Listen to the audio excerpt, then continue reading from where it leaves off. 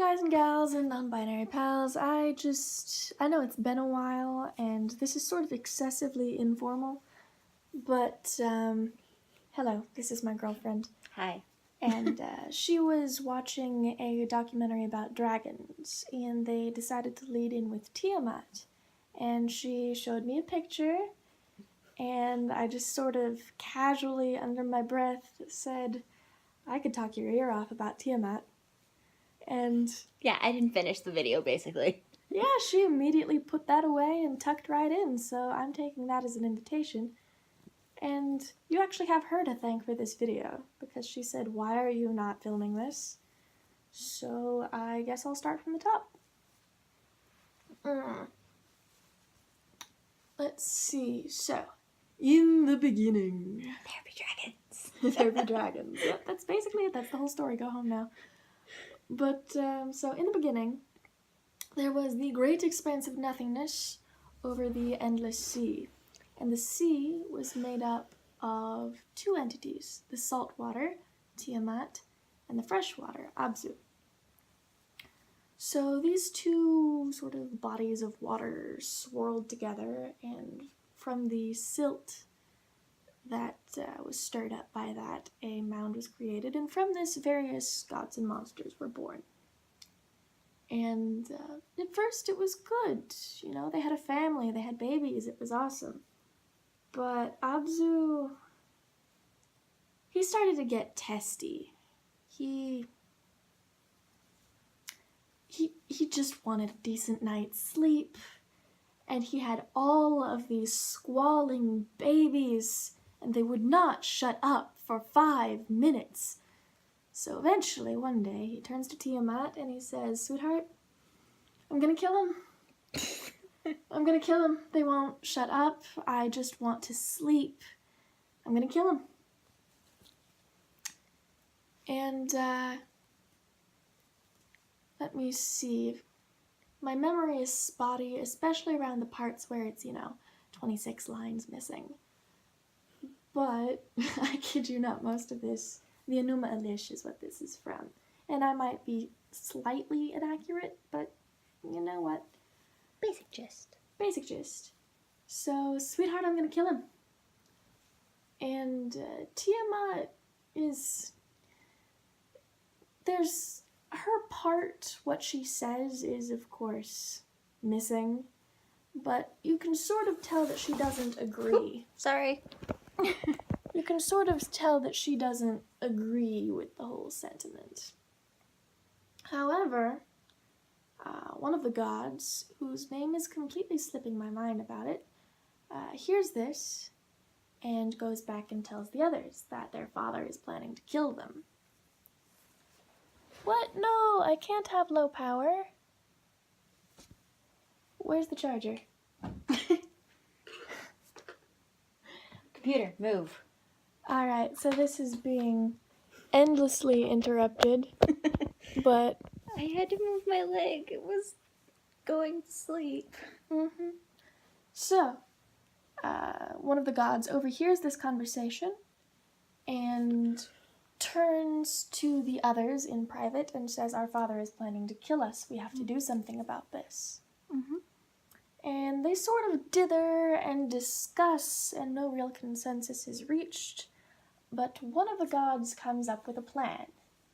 It's quite simple. If their father is planning to kill them, they just have to kill him first. Again, a couple of the details are slipping my mind. I just remember something about Abzu's vizier being very, very encouraging about killing all of these children. And, now, granted, there may not be specific, direct analogs, but from the amount of sitting on the lap and kissing that occurred, I'm suspecting some gay. But either way, I might be biased. So, yes, mythology is great. But, yeah, so they come up with a plan. Someone has to kill Abzu. And plans are set in motion. Someone sneaks in, kills him, drags his vizier out by the hair, and chains him up. And Ea, Enki, takes sort of command over what Abzu had before, if I remember correctly. If I remember correctly, I might be quoting that wrong. So, yeah, Abzu's dead. They don't have to worry about being killed anymore, right? Well, Mama's not happy her husband's dead. No, she's not. In response to this, Tiamat promptly births her own army. Because this is what you do. There's at least 12 different kinds of monsters listed. There's the Ushumgal, which are the lion dragon demons. I kid you not, that's the translation. Lion dragon demons. Okay. Like as if one is not enough, you gotta add more. There's the man bulls and the scorpion men and the fish men and various and sundry things. The Fishmen, mermaids. The two-legged dragons, the no-legged dragon that looks like a worm and has horns, the great serpent. There's lots of things that I don't remember all of their names, and there's some that are just storm winds, if I remember correctly. Yeah. Yeah, she's ready to party. And her first son, who is, of course, a dragon, she names Kingu, and she makes him not only the head of all of her armies, but she gives him the divine May, which are basically the laws of how reality work and a symbol of kingship. How are the divine May the reason why turtles are alive now? Well, that's a different story, and it's kind of complicated. I'm just making sure I have the things correctly. Sort of. It's a range of things from the ability to lie to dawn and dusk. It's a range of things. But basically everything that exists is part of the divine May. And the gods control these things. And if you have these things, they're written out on tablets, I'm assuming. Whatever god is in possession of these things controls them. So, there's an episode when the Anzud Bird ends up stealing the divine May and uses that to control the mountains and sends all of these various rock giants down to kill people. It's awesome stuff. And I might be wildly inaccurate, but that's how I remember it. So, let me see. So yeah, she appoints Kingu the general of her armies, gives him the, kingship status, and also makes him her consort. So. I'm not sure why I'm surprised. They're gods. This is what they do. Yeah, it would be more disturbing if it wasn't gods. That's just... Yeah. This seems to be a trend. They're gods. It's what they do. Especially since, let's face it, at the dawn of time, you don't have a lot of options. No. So, it's basically your family. But, yeah, Kingu, she sets him up, says, "Go get him, honey." And he proceeds to try. Anyway. The gods are appropriately terrified. Tiamat is going to kill us all. Someone needs to go out there and kill her. What are we gonna do? She's out there in frickin' armor. What are we supposed to do? She's got frickin' storm winds. We can't. Someone needs to fight her. We need a champion. Someone needs to go out there and fight her and kill her. You wanna do it? Absolutely not. Okay. You wanna do it? I don't think I have the strength, the adequate... I don't think I'll get out for it. Okay. How about you? Okay, I'll march out there, and nope. Absolutely nope. Okay, does anyone else want to try? Marduk. Marduk says, well, I'll give it a shot. So they set him up with a lot of variously cool weapons that are basically the north wind, the south wind, the east wind, the west wind, some lightning bolts, and a chariot made of storms, because why not? And I think he's got a spear, a net, a chariot, and a mace. Something along those lines. And he goes out there and rides out to do a righteous battle with Dragon Mama. And 26 lines missing. And then, they duke it out. And Tiamat roars at him, comes at him. He shoves a spear, which I think is implied to be a lightning bolt, along with at least 3 different winds directly down her throat. She implodes from the inside and dies. And now he's got a dead goddess on his hands. So now keep in mind, all of this various, political maneuvering and righteous combat has been happening in sort of a formless void over the endless sea, with maybe one mountain. Oh yeah, isn't Tiamat basically the land we're on now? Mm-hmm. Oh yeah. And let me tell you the beautifully gory way our world was created, according to, was it the Assyrians, the Akkadians? The words get mixed up in my head. Either way, I'm tired. Some ancient civilization. Let's go with that. I'm not a nerd who will be obsessively Googling this in the morning because I can't stand to not have the correct information. Marduk, if I remember right, the exact words were, he slits her open like a fish. And half of her skin is tacked up to hold back the sky. So I'm assuming it's more like an endless waters type of situation where the blue of the sky comes from the fact that it is in fact water. At least that's my theory. And the other half is laid out to become the land.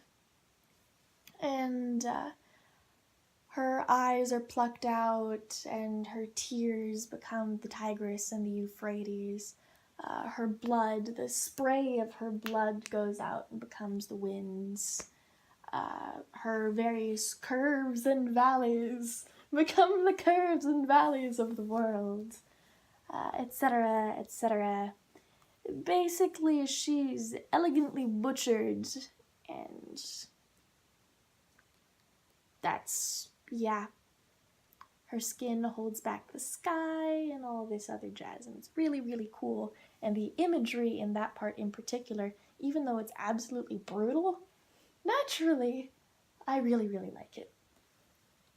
So they set this up, and then after that, even though the Enuma Elish is extremely fascinating, I start to lose stamina about halfway through, because the last couple of books are, tablets, whatever you want to call them. They're basically books. They're just really large books on one slab. They culminate in a series of endless praises of Marduk's 50 names. He has 50 of them? Good grief. Yeah, but basically, they have a massive party and the gods get wildly drunk, as you do. And they all praise Marduk for being their fabulous dragon-slaying hero. And Marduk organizes the world and sets various gods up in various positions to do various things and make sure the world runs smoothly from then on. And, it is appointed how people will take care of temples and various things. Marduk's 50 names are praised. The drunkenness continues, and that is how the world was formed, from the corpse of a dragon, which is my favorite part. So yeah, I may have missed some important bits, but that's the summary. So how long has this been going? 14 minutes? Yeah. Was there anything else I conveniently skipped over? Not that I'm aware of. Yeah. I mean, I could do a brief rundown of the origin of turtles again. Yes!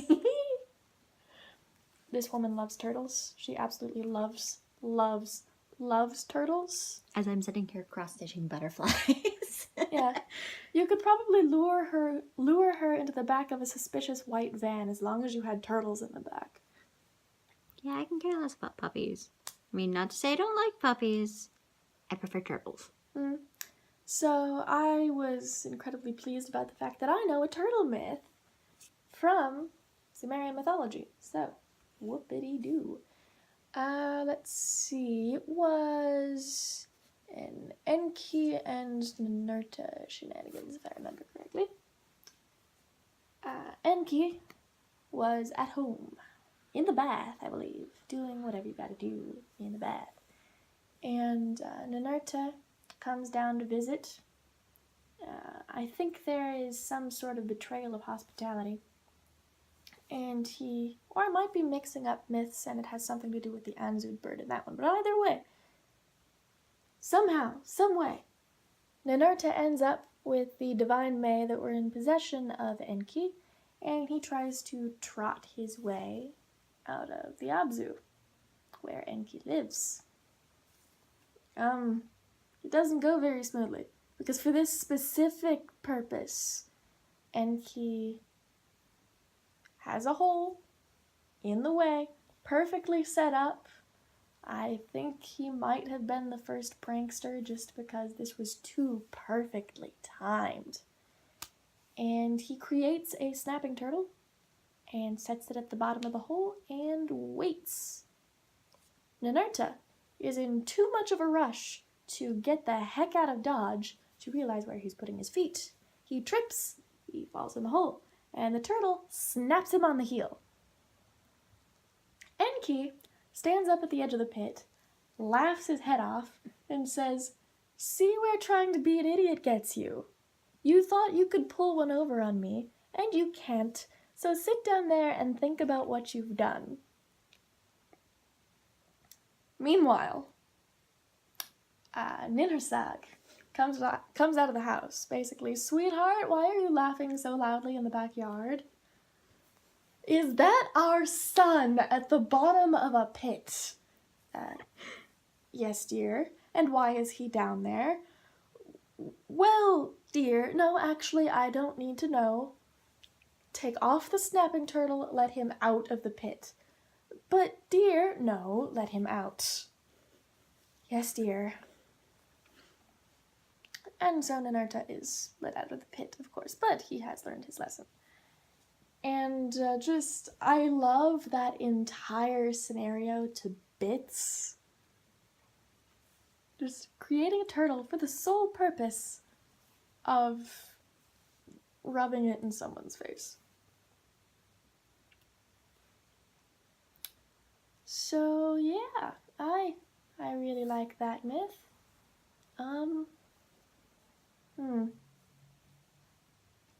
There tends to be some discussion on, is it blasphemous to joke about the gods? I return fire with, it's in a completely different civilization, but Dionysus. That's all I have to say. I feel so sorry for him. There are multiple comedies about Dionysus, or with Dionysus in a central position. Stuff along the lines of, there's one that was The Judgment of Paris. You know that story. Except Dionysus is Paris. And various and sundry other things. I don't know. I like my favorite line in any play is, What? Dionysus does everything wrong. Like this? Yes. Yes. A close second is Exit Left Pursued by a Bear. But does everything wrong like this. That's basically my life. So, yeah. From what I can tell, it's a general consensus that it is fine to, have fun times centered around the gods and find some humor in their antics. I'm certain the gods find humor in our antics. You just don't blatantly disrespect them. You do not offend them, which there's some nuances and intricacies in there that I am not